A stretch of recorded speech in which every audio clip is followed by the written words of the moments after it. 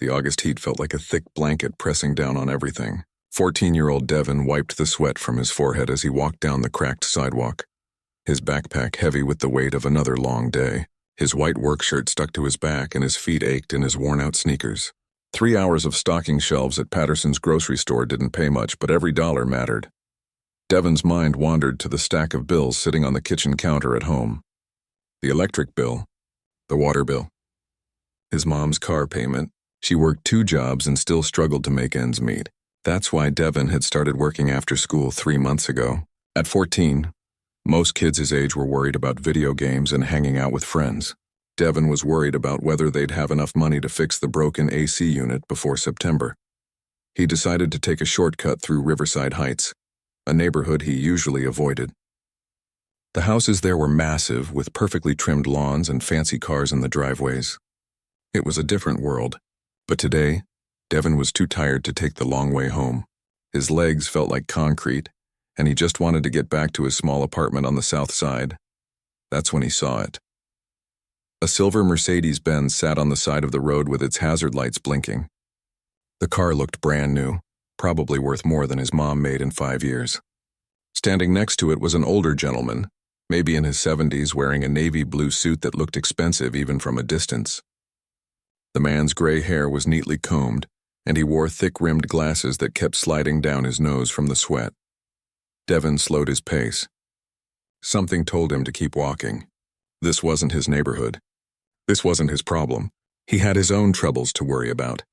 But as he got closer, he could see the frustration on the man's face. The old guy was staring at his flat tire like it was some kind of alien object he'd never seen before. "You need some help, sir?"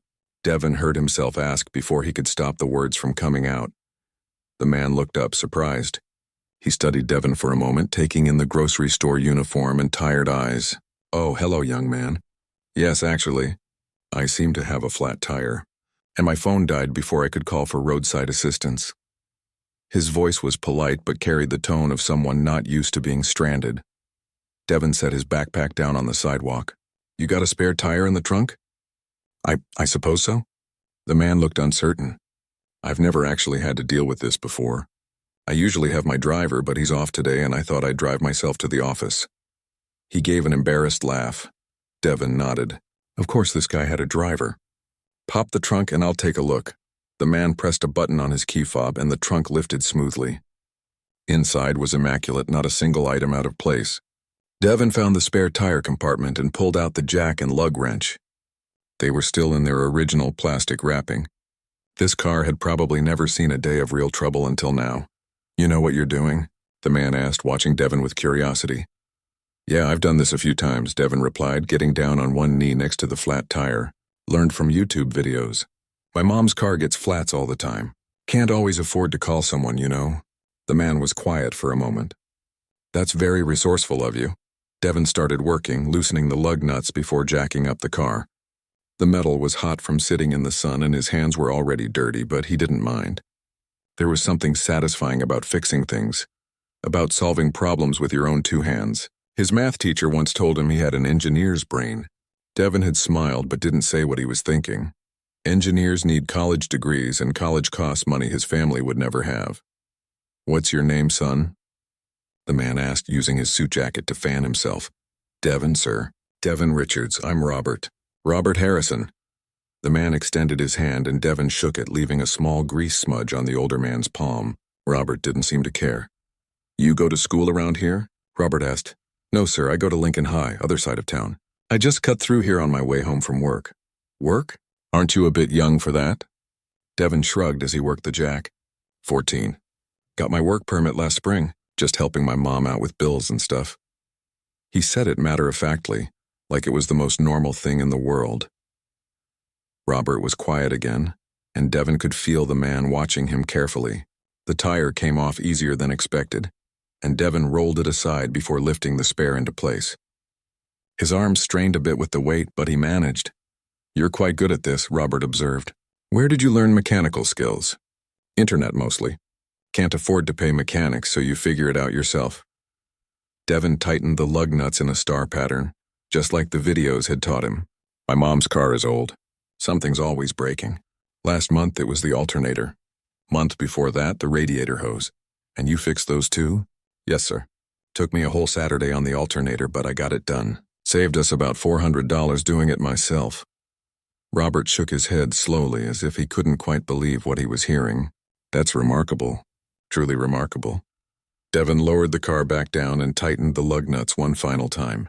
He stood up, wiping his hands on his already dirty work pants. All done.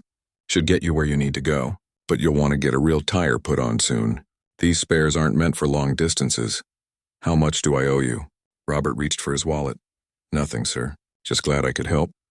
Robert pulled out a crisp $100 bill. Please take this. You earned it. Devin looked at the money. $100. That would buy groceries for 2 weeks. That would pay half the electric bill. But he thought about his mom, about what she always told him. Do the right thing even when it's hard.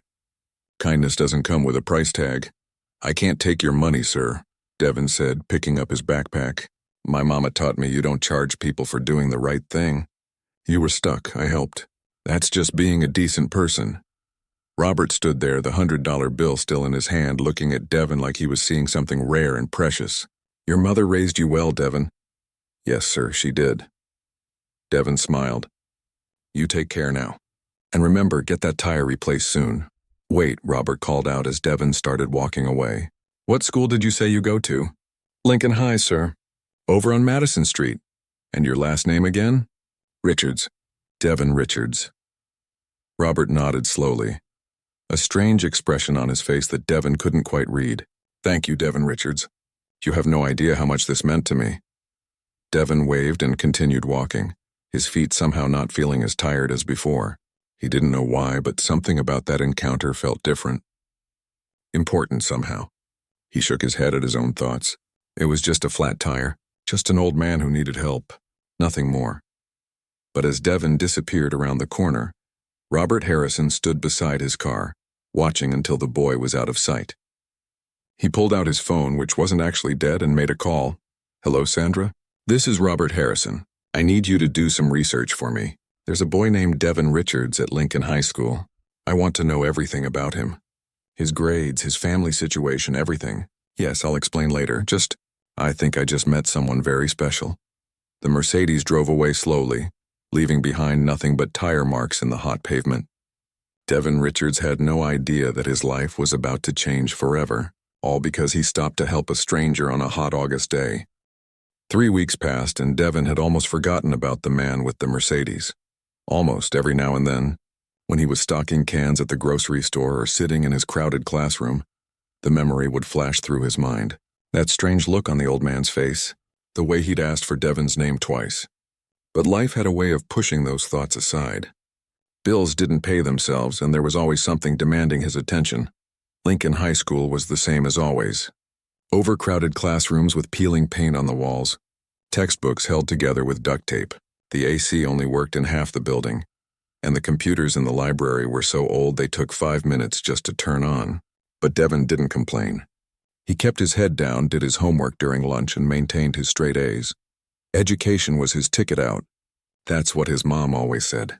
Mr. Richards, can you solve this problem? Mrs. Chen, his math teacher, pointed to a complicated equation on the board. Devin stood up and walked to the front of the class. The algebra problem was tough, but he worked through it step by step, explaining his process as he went. When he finished, Mrs. Chen smiled proudly. Excellent work as always. You have a real gift for this, Devin. Have you thought about applying to any of the STEM programs I mentioned? Devin returned to his seat, avoiding her eyes. They'd had this conversation before. Those programs cost money, Mrs. Chen. Application fees, testing fees, uniforms. It's just not realistic right now.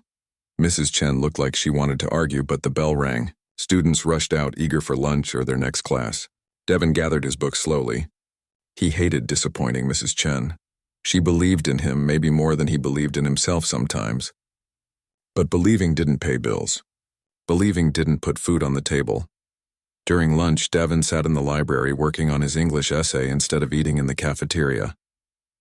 He'd learned to skip lunch most days to save the $5 his mom gave him each morning. That $5 added up. By the end of the week, he'd have $35 to give back to her.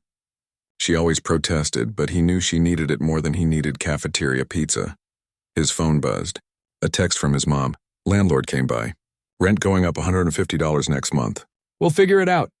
Love you. Devin's stomach sank. $150 more. That was almost what he made in 2 weeks at the store. He did quick math in his head. If he picked up extra shifts on weekends, if they cut back on groceries, if nothing else broke down, maybe they could manage. Maybe. Devin Richards to the principal's office. Devin Richards to the principal's office. The announcement crackled over the ancient speaker system. Devin's heart jumped. Principal's office? He ran through the past few days in his mind. He hadn't done anything wrong. His grades were perfect. He hadn't gotten into any fights. What could this be about? He walked down the hallway slowly, his mind racing through possibilities. Other students stared as he passed. Going to the principal's office was never good news at Lincoln High. It usually meant suspension or worse. When he reached the office, Mrs. Patterson, the secretary, looked up with an expression he couldn't read. Was that pity, concern? Go right in, Devin. They're waiting for you. They? Who's they? Devin pushed open the door to Principal Morrison's office and stopped dead in his tracks. Sitting in the chairs across from the principal's desk were two people he never expected to see. His mother, still in her nurse's scrubs from her morning shift at the hospital, looking worried and confused. And next to her, wearing another expensive suit, was Robert Harrison. Devin, Principal Morrison said, standing up. Please, come in and sit down. Devin's legs felt weak. His mother reached out and squeezed his hand as he sat in the empty chair next to her. Baby, you're not in trouble, she whispered, reading the panic on his face. Devin, Principal Morrison began. Mr. Harrison here has told us quite a story. Is it true you helped him change a tire a few weeks ago? Devin looked at Robert, who was smiling warmly. Yes, sir. He was stuck on the side of the road. And you refused payment for your help? Yes, sir. It was just the right thing to do. Robert leaned forward in his chair. Mrs. Richards, Devin, I need to explain why I've brought you here today. 3 weeks ago, your son helped me when I was stranded. But it wasn't just his mechanical skill that impressed me. It was his character, his humility, and his kindness. He paused. I couldn't stop thinking about our conversation. About a 14-year-old boy who taught himself to fix cars from YouTube, who works after school to help his mother, who refused money for a good deed because that's how he was raised. Devin's mother squeezed his hand tighter. So I did some research, Robert continued. I hope you don't think it's intrusive, but I asked Principal Morrison about Devin's academic record. He pulled out a folder. Straight A's in every subject. Perfect attendance despite working 15 hours a week. Teachers who say he's one of the brightest students they've ever taught. Mrs. Chen says he could be an engineer if given the chance. Devin felt his face getting hot. This was too much. Too surreal. Robert set the folder down. Mrs. Richards, Devin, I need to tell you who I am. My name is Robert Harrison, and I'm the founder and CEO of Harrison Tech Industries. Perhaps you've heard of us. Devin's mother gasped softly. Everyone had heard of Harrison Tech. They made computer chips and software that went into everything from phones to cars. Robert Harrison wasn't just rich. He was billionaire rich. I grew up poor, Robert said quietly. Poorer than you might imagine. My father was a coal miner in West Virginia who died when I was 12. My mother cleaned houses. We lived in a trailer with no heat in the winter. I know what it's like to wonder if you'll eat dinner. I know what it's like to wear the same pair of shoes until they fall apart. He took off his glasses and cleaned them, and Devin noticed his hands were shaking slightly. When I was 15, a man named Mr. Peterson gave me a chance. He owned a small electronics repair shop, and he hired me even though I had no experience. He taught me everything he knew. He paid for me to take correspondence courses. He saw potential in me when no one else did. Mr. Peterson died 20 years ago, but I made him a promise before he passed. I promised I would do for someone else what he did for me. The room was completely silent except for the tick of the clock on the wall. I've been looking for the right person for a long time, Robert continued. Someone with not just intelligence, but character. Heart. Someone who helps strangers without expecting anything in return. Devin, I believe you're that person. Devin couldn't breathe. His mother was crying quietly beside him. Robert reached into his briefcase and pulled out an envelope. I'd like to offer Devin a full scholarship to Westbrook Academy. It's a private school about 30 minutes from here. One of the best STEM schools in the state. The scholarship covers everything. Tuition, books, uniforms, meals, everything. Additionally, I'd like to provide a monthly stipend of $2,000 to your family. To help with living expenses, the words hung in the air like something Devin could almost touch but couldn't quite believe was real. 2,000, his mother whispered. Every month? Every month, Robert confirmed. I don't want Devin worrying about bills. I don't want him working at a grocery store when he should be studying. I don't want him skipping lunch to save money. He looked directly at Devin. I want you to have the chance I had, the chance to become everything you're capable of becoming. Devin's mother was crying harder now, her hand over her mouth. Principal Morrison handed her a tissue box. I don't understand, Devin finally managed to say. Why? Why would you do this for me? You don't even know me. Robert smiled, and there were tears in his eyes too. Because 3 weeks ago a tired young man stopped to help an old stranger when he had every reason to keep walking. Because kindness matters. Because potential shouldn't be wasted due to circumstances beyond someone's control. And because, Devin, someone did this for me once and it changed everything. Devin looked at his mother. She was nodding, crying, smiling all at once. He looked at Principal Morrison, who had tears streaming down her face. He looked back at Robert Harrison, this stranger who wanted to change his life for no other reason than Devin had been kind. I don't know what to say, Devin whispered. Say yes, his mother said, pulling him into a hug. Baby, say yes.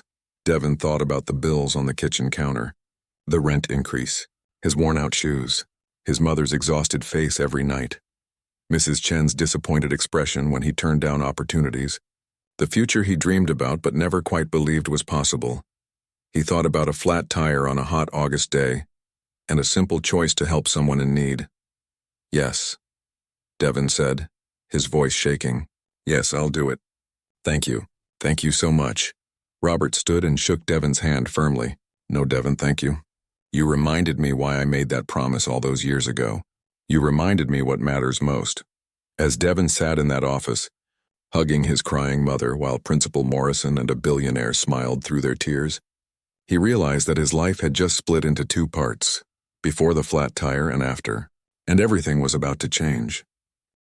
The first day at Westbrook Academy felt like stepping onto another planet. Devin stood at the front gates wearing his brand new uniform that still had the tags on it that morning. Navy blazer, crisp white shirt, khaki pants, and leather shoes that didn't hurt his feet.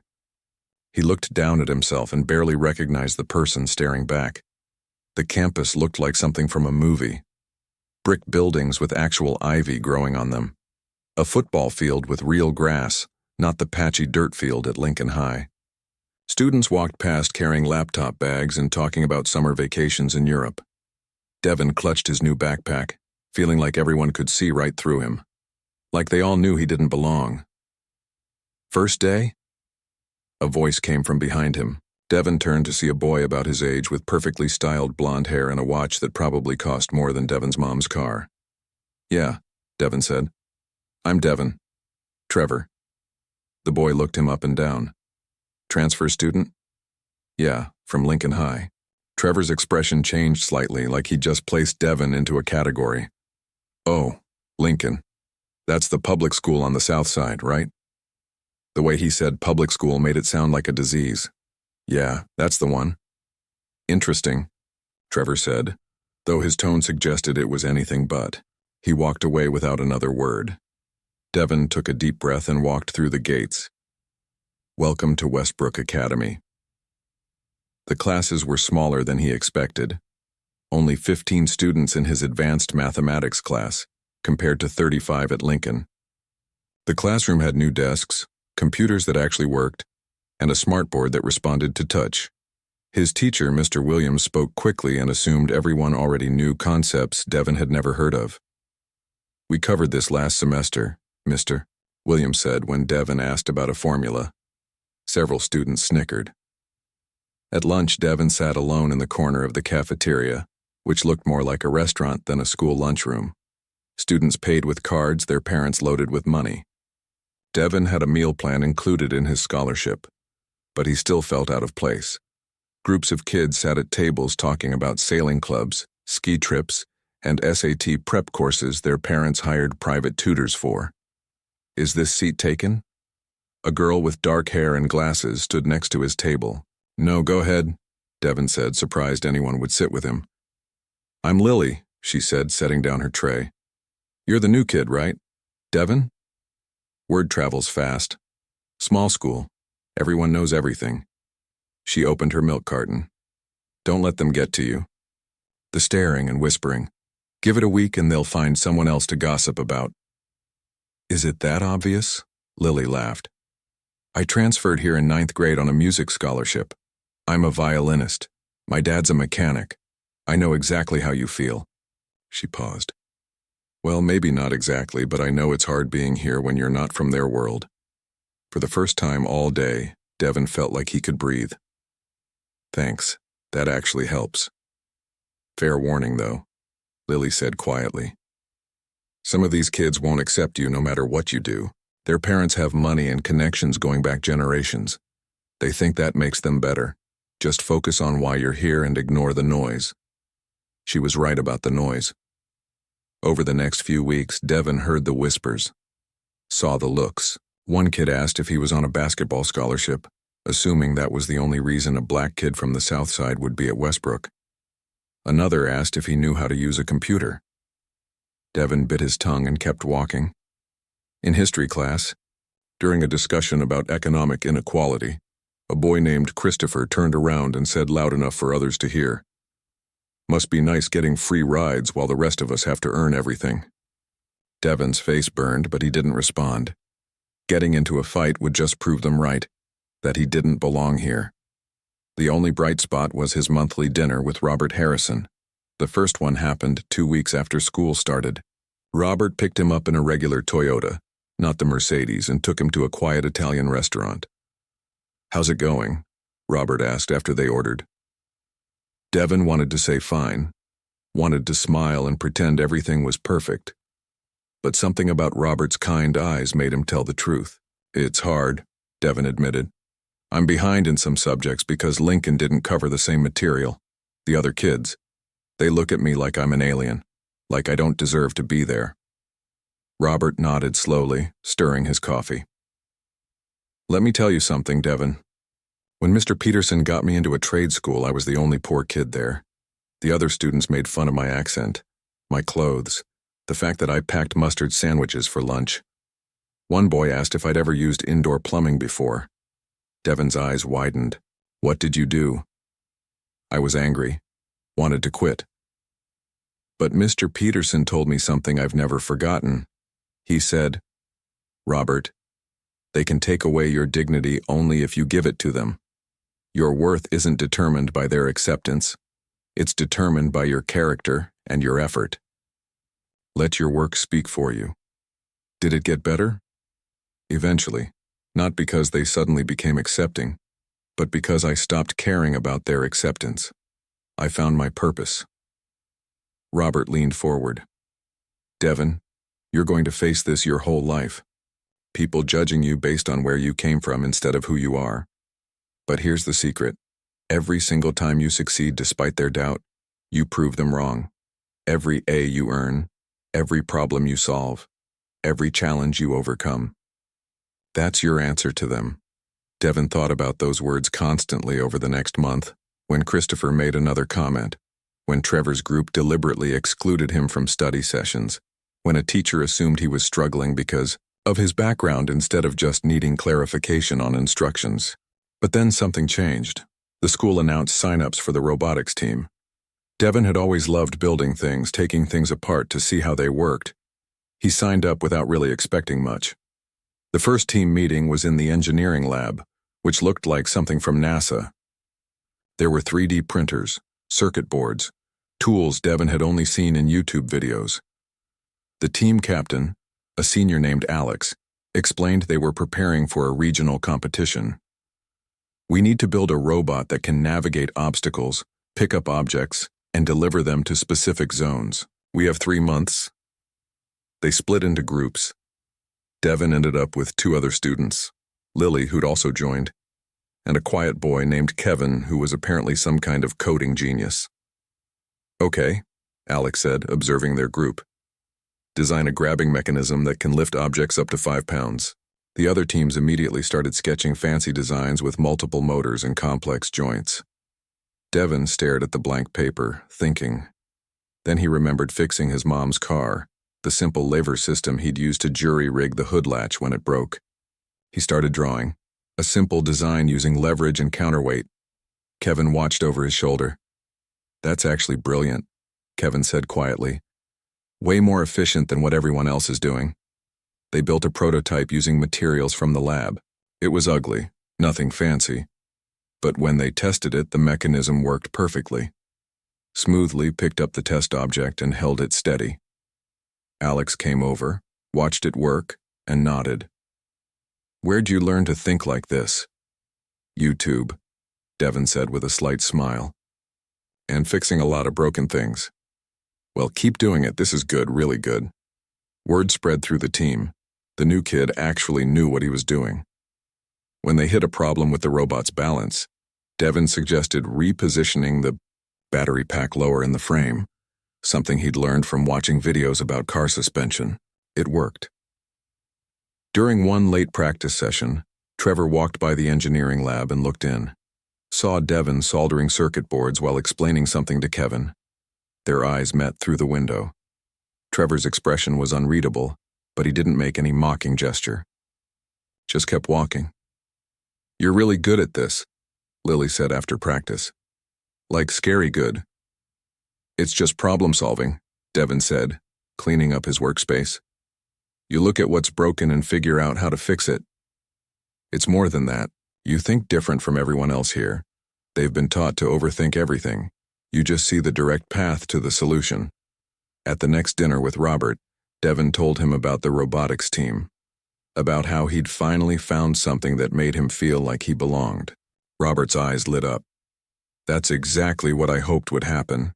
You found your people, not people who look like you or come from where you came from, but people who value what you bring to the table." Meanwhile, things at home were changing too. The $2,000 monthly stipend meant Devin's mom cut her hours at her second job. For the first time in years, she was home for dinner. The constant stress lines on her face started to fade. They caught up on bills, fixed things that had been broken for months. She even smiled more. "Baby, you did this," she said one evening, tears in her eyes. "You changed our lives." But Devin knew the truth. He hadn't changed anything. He'd just stopped to help someone on a hot day. Everything else, all of this, came from someone believing he was worth investing in. As Devin lay in bed that night, he thought about Mr. Williams's math class, where he'd finally caught up and was now ahead of most students. He thought about the robotics competition coming up, where their team had a real shot at winning. He thought about Christopher, who'd stopped making comments after seeing Devin's name on the honor roll. Things weren't perfect. He still felt out of place sometimes, still got looks in the hallway, still heard whispers, but he was finding his way. One robot part at a time, one solved problem at a time, one day at a time. And somewhere in the back of his mind, he started wondering, if someone's kindness could change his life this much, what could his own kindness do for someone else someday? The robotics competition was 3 weeks away, and the engineering lab had become Devin's second home. Most days he stayed until 6 or 7 in the evening, fine-tuning the robot's movements, adjusting the code, testing and retesting every function. His team had built something special, and they all knew it. Their robot, which they'd named Phoenix, was different from the flashy designs other schools would bring. It wasn't pretty. It didn't have unnecessary decorations or impressive-looking parts that served no purpose. But it worked, and it worked beautifully. "Run it again," Alex said, watching Phoenix navigate the practice course they'd set up. Devin pressed the start button. The robot rolled forward, its sensors detecting the first obstacle. It adjusted its path, moved around the barrier, located the target object, extended its grabbing mechanism, Devin's design, and picked up the weighted block smoothly. Then it turned, navigated back through the course, and placed the object in the designated zone. Perfect run. 32 seconds. That's our fastest time yet, Kevin said, checking his stopwatch. We might actually have a shot at winning this thing. Lily grinned. Might? Have you seen the other school's robots? Phoenix is going to crush them. Over the months, something had shifted in how people saw Devin. The robotics team had shown everyone what he was capable of. When the robot performed flawlessly during a school demonstration, even Trevor had nodded in grudging respect. Word spread, that new kid from Lincoln High wasn't just lucky to be here. He belonged here. But Devon's transformation went beyond robotics. His grades had climbed to the top of his class. In Mr. Williams's math class, the teacher who'd once treated him like he was behind, Devon was now solving problems on the board and helping other students understand complex concepts. In physics, his practical understanding of how things worked gave him an edge over students who'd only learned from textbooks. "You've come a long way, Mrs. Rodriguez," his English teacher said after class one day. She handed back his essay on social mobility in America, A+ with a note, powerful and honest. "Your perspective is valuable." That evening, Robert picked Devon up for their monthly dinner. This time, they went to a small diner instead of a fancy restaurant. Robert ordered a cheeseburger and fries, and Devon did the same. "I wanted to talk to you about something," Robert said after the waitress left. "You've been at Westbrook for 7 months now. How are you really doing?" Devon took a sip of his soda, thinking, "Honestly, I'm good. Really good. The robotics competition is coming up and our team is ready. My grades are solid. Things at home are better than they've ever been." He paused. "I still get looks sometimes. Still hear comments, but it doesn't bother me the way it used to. What changed? I stopped trying to prove I deserve to be there. I just am there, and I'm doing the work. That's enough." Robert smiled, and Devon could see pride in his eyes. "That's exactly right. You know, when I was your age, I spent so much energy trying to convince people I was as good as them. It exhausted me. It wasn't until I was in my 20s that I realized their opinion of me didn't define my worth." "When did you start your company?" Devon asked. "I was 26. Worked in electronics repair for 11 years, saved every penny I could. Mr. Peterson had died, but he left me $5,000 in his will. Said it was seed money for my dreams." Robert's voice got quiet. "That $5,000 plus my savings was enough to rent a small workshop and buy equipment. I spent 2 years developing a chip design that made computers process information faster. When I finally got it right, everything changed." "Did you always know you'd be successful?" Robert laughed. "No, I failed constantly. My first 12 designs didn't work. I almost gave up at least 50 times. But I kept thinking about Mr. Peterson's faith in me. He believed I could do something important. I couldn't let him down even though he was gone." The food arrived and they ate in comfortable silence for a moment. "Devon," Robert said, "I want you to know something. This scholarship, this opportunity, it's not charity. It's an investment. I see in you what Mr. Peterson saw in me: potential, drive, character. Those things matter more than money or connections ever will." "Sometimes I worry," Devon admitted. "What if I let you down? What if I'm not as smart as you think I am? You want to know something I've learned in 65 years on this planet?" Robert leaned forward. "Smart is overrated. The world is full of smart people who never do anything with it. You know what's rare? Someone who works hard, treats people with kindness, and keeps going even when things get difficult. That's you, Devon. That's why I chose you." Those words stuck with Devon through the following weeks. When the robotics competition finally arrived, he felt ready. Not just because Phoenix was a good robot, but because he'd earned his place on that team. The competition was held at a university 2 hours away. Teams from 20 schools showed up with their robots. Some looked like they'd been built by professional engineers. Expensive materials, complex designs, teams with matching shirts and coaches. Westbrook's team stood in their corner with Phoenix, which suddenly looked very simple compared to the others. "Don't let appearances fool you," Alex said, sensing the team's nervousness. "We built this to work, not to look impressive. Trust the process." Devon's stomach was in knots as they went through the preliminary rounds. Phoenix performed solidly, making it through to the semifinals. Then the finals. Suddenly they were down to 3 teams: Westbrook, a private school from the city, and a magnet school known for their engineering program. The final round was timed. Fastest robot to complete the course and deliver 3 objects to their zones would win. The magnet school went first. Their robot was fast but dropped one of the objects. Time 48 seconds with a penalty. The city private school went next. Sleek robot, smooth movements, but it struggled with the second obstacle and had to reroute. Time 51 seconds, Westbrook was last. Devon's hands were shaking as they set Phoenix at the starting line. "Hey, Lily whispered. You got this. We all got this. Alex hit the start button. Phoenix rolled forward. The first obstacle, perfect navigation. Grabbed the first object with Devon's mechanism, smooth as butter. Delivered it to the zone. Back for the second object. The crowd started murmuring. This simple-looking robot was fast and precise. Third object. No mistakes. Clean execution, the buzzer sounded. The judge checked the time. 34 seconds. No penalties. We have a new leader. The Westbrook team erupted in cheers. Devon felt Lily and Kevin grab him in a hug. Alex was shouting something Devon couldn't hear over the noise. They'd done it. They'd actually won. At the awards ceremony, when they called Westbrook Academy to receive the first-place trophy, Devon walked up with his team. The announcer mentioned each team member's contribution. When they got to Devon, they said, and the primary mechanical engineer, Devon Richards, who designed the robot's innovative grabbing mechanism. From the crowd, Devon heard it. Applause, real applause. He looked out and saw Robert Harrison standing in the back, clapping with tears streaming down his face. After the ceremony, as the teams packed up, the coach from the magnet school came over. That grabbing mechanism, he said to Devon. Simple but genius. Where'd you learn to design like that? YouTube, Devon said with a smile. And fixing a lot of broken cars. The coach laughed and shook his hand. Well, whatever you're doing, keep doing it. You've got a real gift, kid. On the bus ride home, Devon sat next to the window, the first-place medal hanging around his neck. He thought about 7 months ago walking through Westbrook's gates for the first time, feeling like he'd never belong. And now? Now he'd led his team to a championship.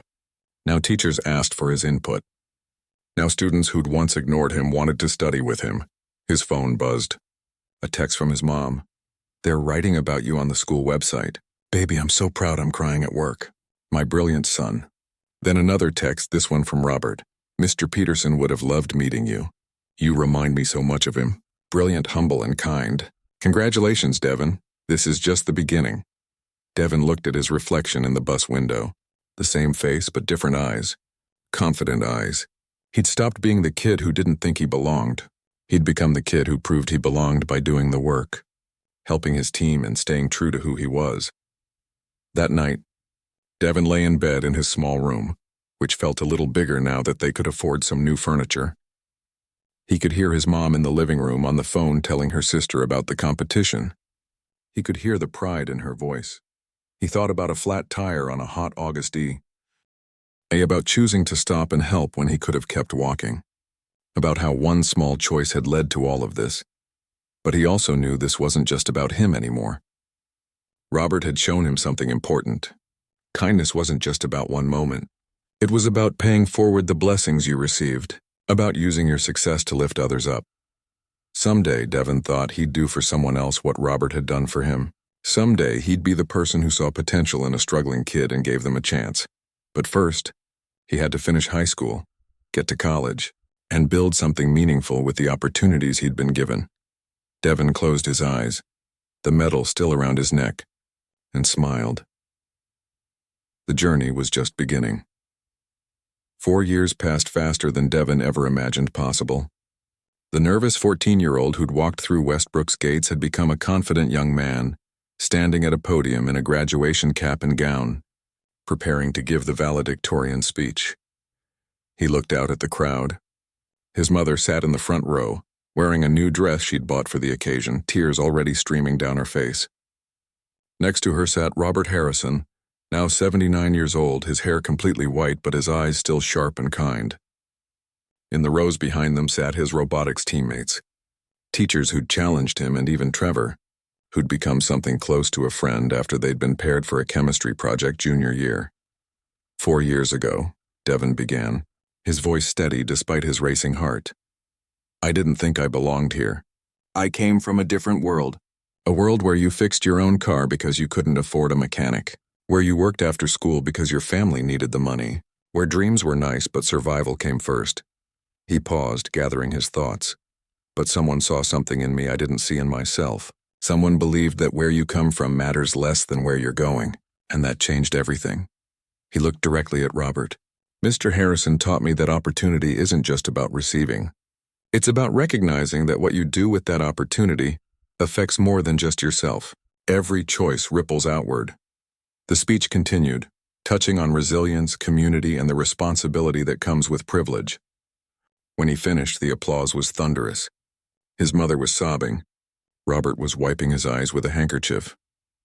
After the ceremony, as families took photos and celebrated, Robert pulled Devin aside. "I have something for you," he said, handing Devin an envelope. Inside was a letter of acceptance to MIT, along with a full scholarship from the Harrison Foundation for Academic Excellence, a fund Robert had established years ago. MIT? Devin's hands were shaking. I applied, but I never thought. You earned it, Devin. Your grades, your test scores, your robotics achievements. You earned every bit of it. Robert placed a hand on Devin's shoulder. And I want you to know this scholarship comes with an offer. Every summer during college, you'll have an internship position at Harrison Tech Industries. If you want it, Devin couldn't speak.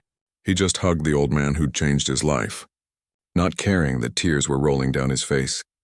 That fall, Devin moved to Boston for MIT. The campus was intimidating at first, filled with students who'd attended elite prep schools and had been groomed for success since birth. But Devin had learned something important at Westbrook. He didn't need to prove himself to anyone. He just needed to do the work. His engineering classes were brutal. The workload was overwhelming. But every time Devin felt like he couldn't handle it, he thought about his 14-year-old self, working at a grocery store and teaching himself from YouTube videos. If that kid could change a tire on a hot day and stay kind despite hardship, this version of himself could handle advanced calculus and physics. The summer internship at Harrison Tech was an eye-opener. The company's headquarters was a massive glass building filled with some of the smartest engineers in the world. Devin was assigned to a team developing new processor architecture for autonomous vehicles. At first, he mostly observed and did basic tasks. But during a team meeting when they hit a roadblock on heat distribution in their chip design, Devin spoke up. What if we repositioned these components? He sketched out a design on the whiteboard. If you move the high heat processors to opposite corners and adjust the cooling channels, the heat spreads more evenly. The lead engineer, a woman named Dr. Patricia Chen, studied his drawing. She ran some quick calculations on her laptop. Her eyes widened. That could actually work. That could solve our thermal throttling issue. She looked at Devin with new respect. Where did you learn to think like this? Devin smiled. Started with fixing old cars. Heat management is heat management, whether it's an engine or a processor. Dr. Chen assigned him to work directly on implementing the solution. The redesign worked better than anyone expected. When the project wrapped up, she pulled him aside. You have instincts that can't be taught, she said. The kind of practical problem-solving that comes from actually building and fixing things. Don't lose that when you finish school. A lot of engineers get too theoretical. You're grounded in reality. Devin returned to MIT with new confidence. He threw himself into his studies, joined research projects, and continued his summer internships at Harrison Tech. Each year, he took on bigger responsibilities. His contributions became significant enough that his name appeared on 2 patent applications before he even graduated. Robert continued their monthly dinners whenever Devin was home. Now in his 80s, Robert moved slower and needed a cane, but his mind was as sharp as ever. I'm proud of you, Robert said during one dinner in Devin's senior year. You've exceeded every expectation I had, and my expectations were high. I'm just doing what you made possible, Devin replied. No. Robert shook his head firmly. I gave you access. You did the work. You made the choices. You stayed humble and hungry. That was all you. After graduating from MIT with highest honors, Devin received a formal job offer from Harrison Tech Industries as a junior engineer. The salary was more money than his mother had made in 3 years combined. Devin accepted immediately. He moved back home and bought his mother a house. Not a mansion, but a nice 3-bedroom with a yard in a safe neighborhood. When he handed her the keys, she cried so hard she couldn't speak. They stood in the empty living room, hugging, both remembering the cramped apartment where they'd struggled for so many years. Devin's career took off quickly. The heat distribution solution he'd developed as an intern became crucial to Harrison Tech's new product line. By 25, he was a senior engineer. By 28, he was leading his own team, developing next-generation AI processors. But something kept nagging at him. The memory of that conversation with Robert years ago. About paying forward the blessings you receive. About using success to lift others up. One evening, Devin visited Robert at his home. The old man was 83 now, still working from home a few hours each day despite Devin's encouragement to retire fully. "I want to start something," Devin said. "A foundation. For kids like me. Kids with potential but no opportunities. Kids who are one lucky break away from changing their entire trajectory." Robert's eyes lit up. "Tell me more." Devin explained his vision.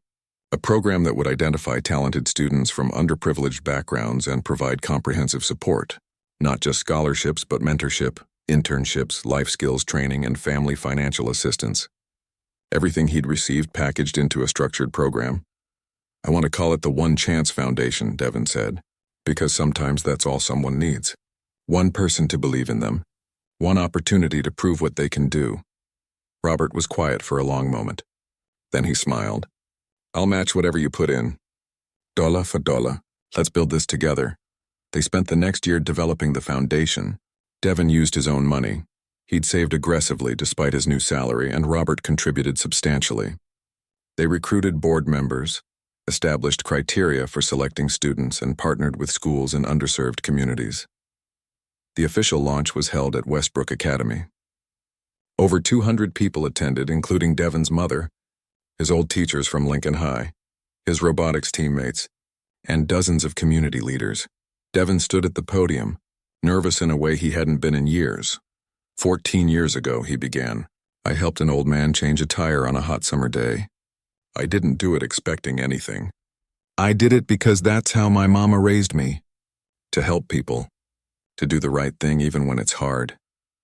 He saw Robert in the front row, tears already forming. That one small act of kindness led to this moment, to everything I've become. And now it's my turn to be that person for someone else. The One Chance Foundation exists because I believe every kid with talent and determination deserves an opportunity, regardless of their zip code or their bank account. The foundation's first year, they supported 15 students.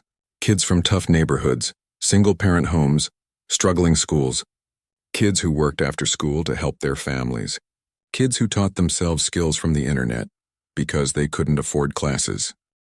Kids just like Devin used to be. At the end of that first year, Devin organized a dinner where all 15 scholarship recipients could meet Robert. The old man, now 84 and moving carefully with his cane, sat at the head of the table, beaming as the students talked about their experiences. Afterward, Robert pulled Devin aside.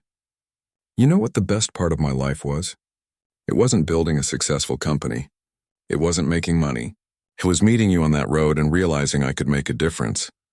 "You did make a difference," Devin said quietly. "You changed my entire life."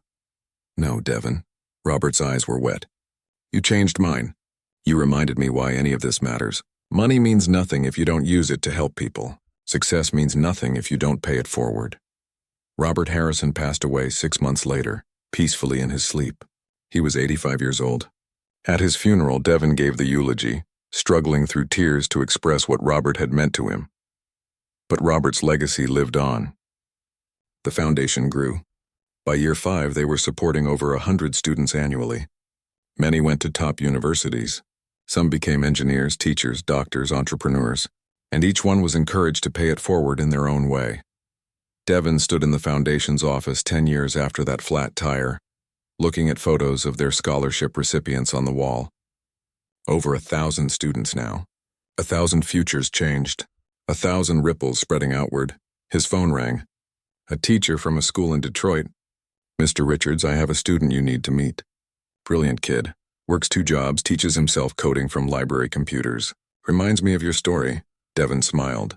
"Tell me about them." As he listened to the teacher describe this new student, Devin thought about that August day when he was 14. Tired, sweaty, wanting to get home, seeing a stranger who needed help and making a choice. One choice. One flat tire. One act of kindness, that's all it took to change everything. And now, one day at a time, one student at a time, Devin was proving that kindness multiplies. That opportunity shared becomes opportunity doubled. That the best way to honor a blessing is to become a blessing for someone else. The ripples keep spreading. The story continues. And somewhere out there, A kid just like Devin used to be is about to get their one chance. All because, once upon a time, a young man stopped to help a stranger with a flat tire.